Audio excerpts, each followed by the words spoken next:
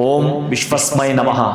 ಪ್ರೀತಿಯ ಬಂಧುಗಳೇ, ಈ ದಿನ ಲಕ್ಷ್ಮಿಗೆ ಸಂಬಂಧಪಟ್ಟ ನಕ್ಷತ್ರವೂ ಲಕ್ಷ್ಮಿಗೆ ಸಂಬಂಧಪಟ್ಟ ದಿನವೂ ಆದ್ದರಿಂದ ನಿಮ್ಮಲ್ಲಿ ಏನಾದರೂ ಆಕಾಂಕ್ಷೆಗಳು ಉತ್ತಮವಾಗಿ ಇಟ್ಟುಕೊಂಡಿದ್ದರೆ, ಮಹತ್ ಕಾರ್ಯಗಳು ಜರುಗಬೇಕಾದ್ರೆ ಮಹಾತ್ಯಾಗಗಳು ಮಾಡಬೇಕಾಗುತ್ತೆ. ಏನಾದರೂ ಒಂದು ತ್ಯಾಗ ಮಾಡಿ. ಇವತ್ತು ನಿಮ್ಮಲ್ಲಿರ್ತಕ್ಕಂತಹ ಕೆಟ್ಟ ಗುಣಗಳು, ಅವಹೇಳನಕಾರಿಯ ಗುಣಗಳಿದ್ದರೆ ಅದನ್ನ ತ್ಯಾಗ ಮಾಡಿಕೊಳ್ಳಿ.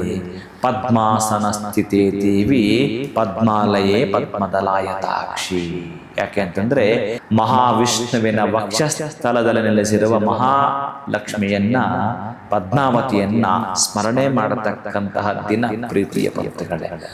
ನಮಗೇನು ಅಂತಂದ್ರೆ ಒಟ್ಟಾರೆ ದಿನೇ ದಿನೇ ದಿನೇ ಅಭಿವೃದ್ಧಿಯ ಪಥದ ಕಡೆ ನಡೆಯಬೇಕು.